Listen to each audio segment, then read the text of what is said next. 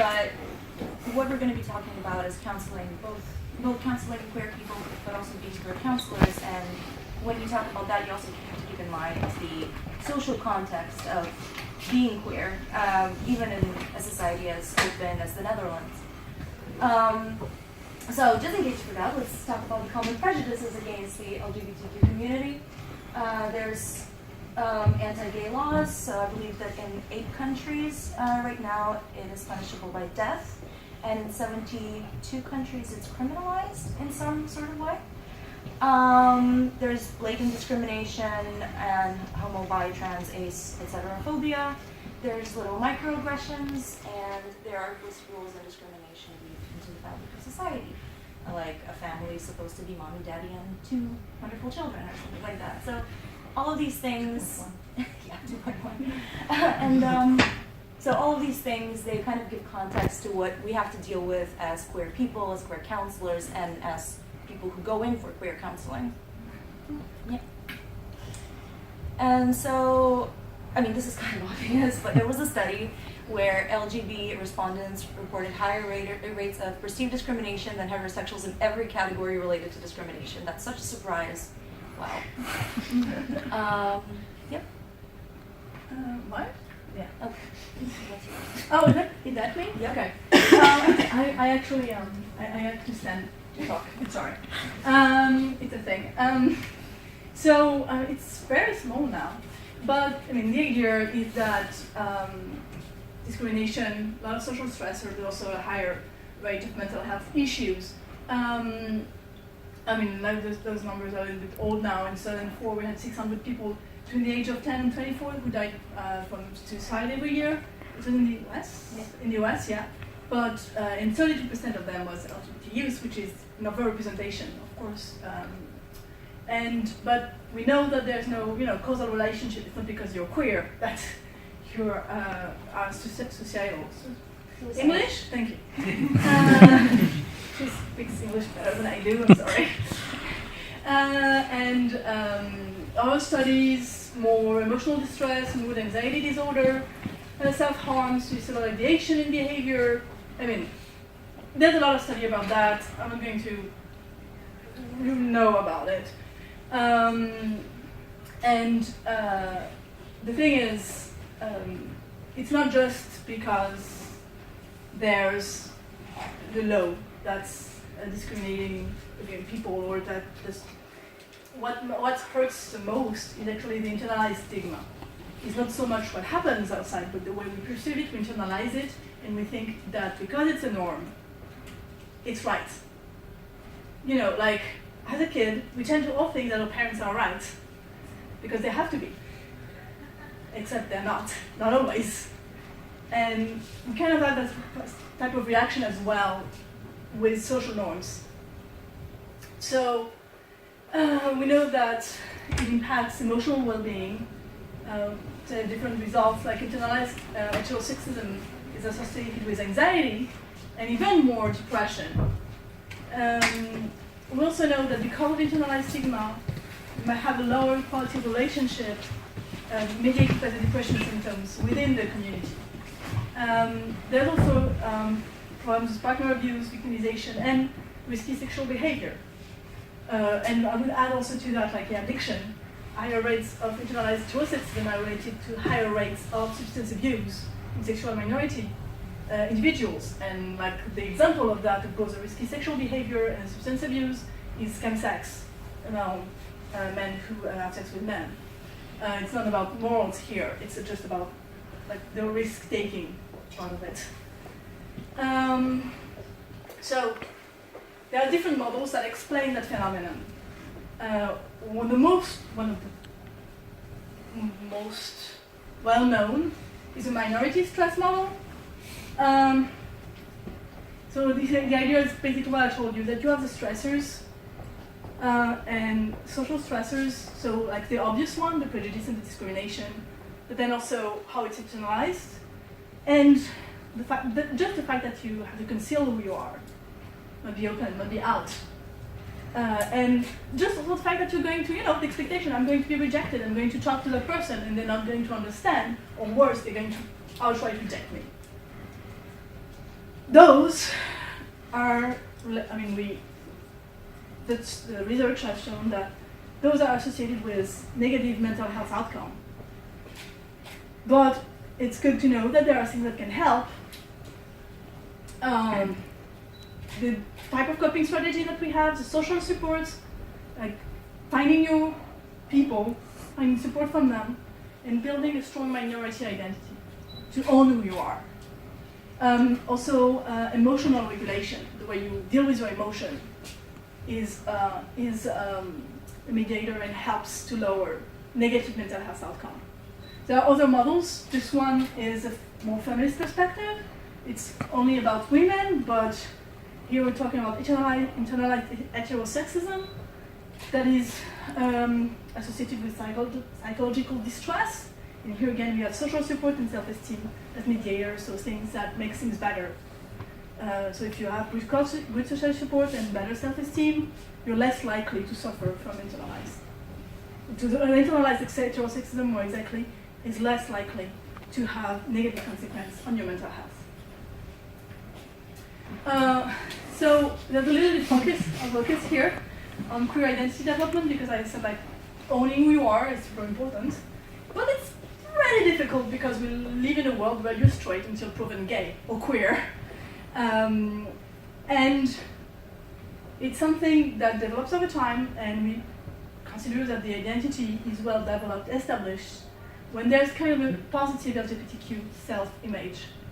There are different theories about that, but I'm going to talk about some of them. It's just to give a specific idea, a general idea, because it's a lot about on what we work on with our clients is to strengthen that identity, to help discover. Yeah, I was going to say a word about that. Yeah, you know that the Jodie Foster interview. It's a very that's a miracle. That's an illustration of the straight until proven gay. So that's Jodie Foster, age, I don't know, teenager. And the question was, what kind of fella would you like? That's a reaction. So of course, there's a very good, illustration of this woman was thought to be straight, even though it was pretty clear she wasn't, for decades, because she hadn't come out. And that's something that just happened to us. Oh, they're such good friends.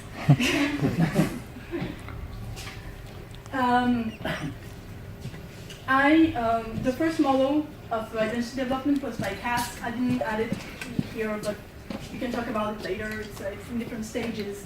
But globally speaking, there's kind of two main parts of the identity building. The formation, which is the moment where you start to initiate self-discovery and exploration. Some of those, this step of self-discovery can be really through experience, or it can be through just self-reflection. You don't have to, especially when it comes to sexual orientation, you don't have to sleep around to know what's good for you. You can just also have a process of self-reflection. But it's also completely okay to experiment.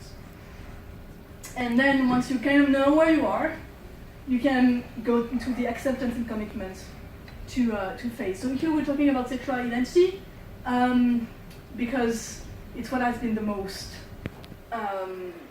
studied. There's a lot less work about gender.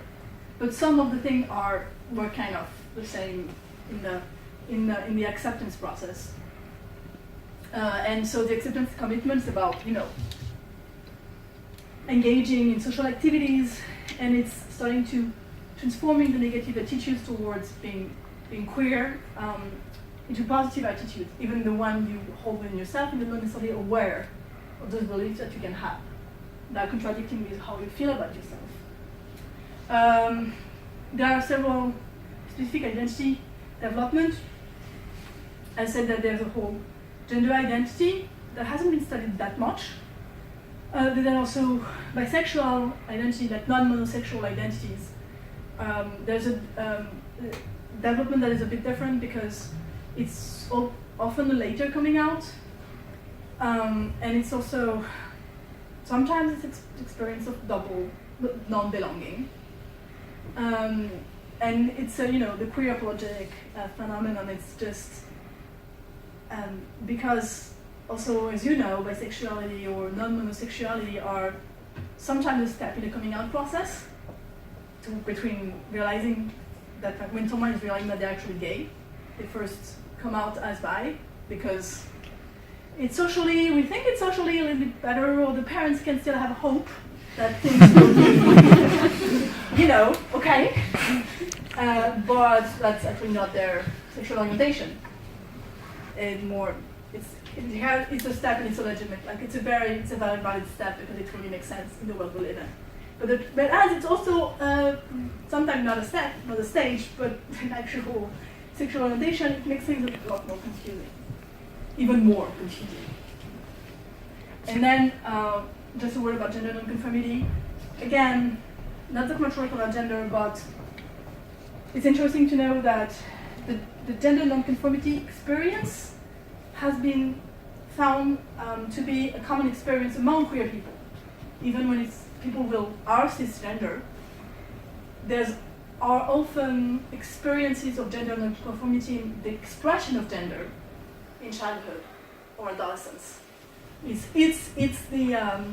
a stereotype somehow of the tomboy lesbian or of the effeminate boy who will turn out to be gay. Those are stereotypes, and also that's a real experience.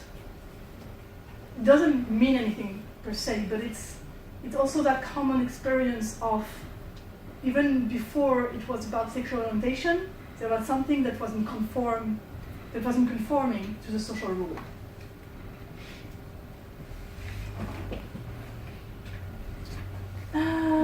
Now it's not me anymore.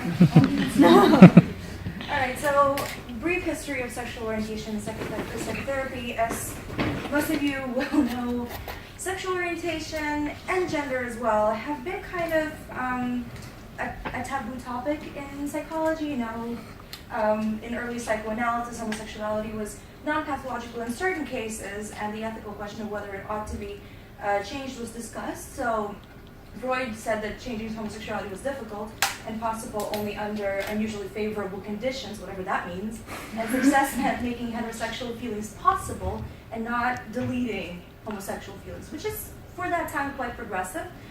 Freud also believed, up until a certain point, that we are all born bisexual because we develop in the womb as hermaphrodites up to a certain point. Again, for that time, kind of progressive, but you can see that there's a lot of issues with that. And of course, in early psychoanalysis, the goal was to create a heterosexual family. So you can have those gay thoughts, but don't you act on them. And then in the 1920s, homosexuality was assumed pathological, and there were attempts to treat it. And psychoanalytic opinion about changing homosexuality was still largely pessimistic, as it should be. In the 1930s and 50s, there was a shift in the rhetoric of analysts, some of whom felt free to ridicule and abuse their gay patients. Cool. And in the 1950s, the first edition of the American Psychiatric Association's Diagnostic and Statistical Manual of Mental Disorders, the DSM, was published, and it classified homosexuality as a mental disorder. They eliminated that, I think, in the third edition, which came about 20 years later. But also at the time, Kinsey started studying sexual behavior, and he interviewed thousands of people all across the US, men and women. And he came up with an analysis, which he published in 2 books, The Sexual Behavior in the Human Male and in the Human Female. And it was huge for that time. He later created the Kinsey scale. And he himself was not monosexual. Him and his wife were both bi, pan, whatever you want to call it. They experimented with other people as well. So for his time, again, he was pretty amazing. And this kind of studies kickstarted this whole new movement into gender affirmation.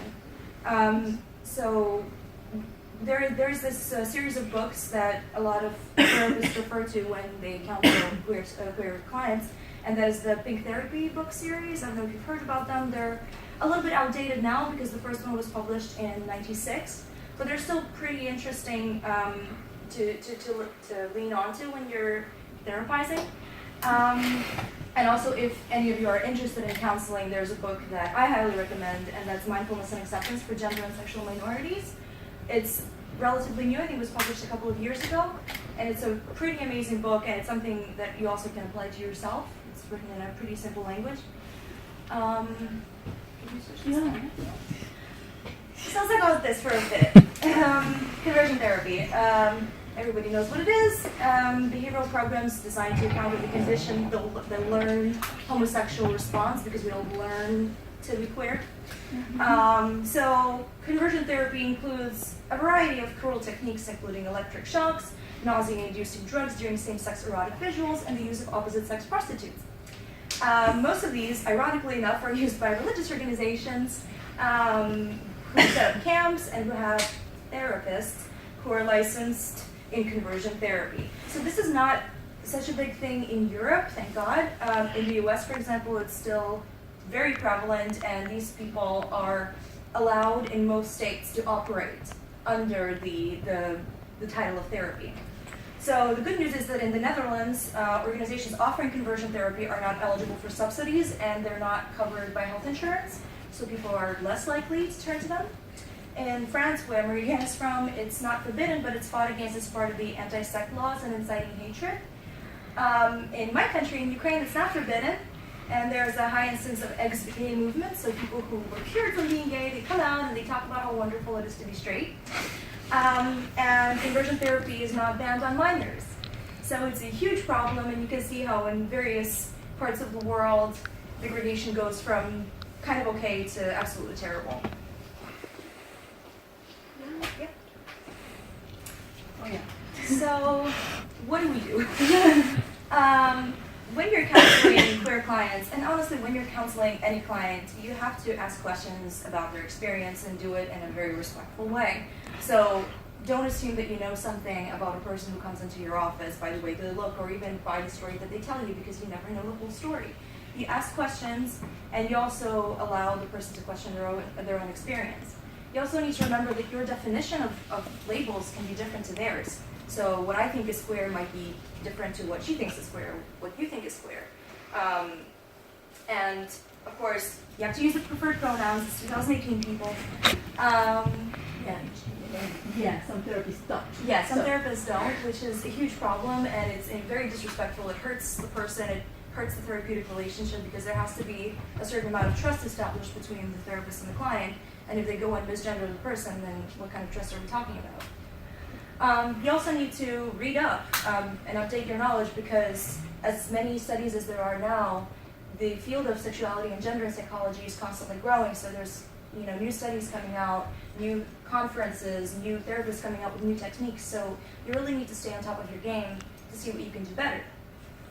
You also need to remember that it's never just being queer. So all experiences are unique and intersectional. Because, for example, I'm queer and Ukrainian. My Ukrainianness is going to influence how my queerness operates within me, and so on and so forth.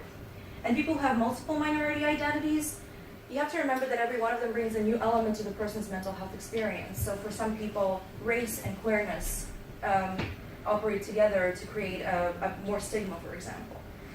You have to remember your own biases and prejudices, and you have to check your countertransference. And for people who don't know what countertransference is, it's a very basic term used in psychology, and it basically means identification. So what the client makes you feel.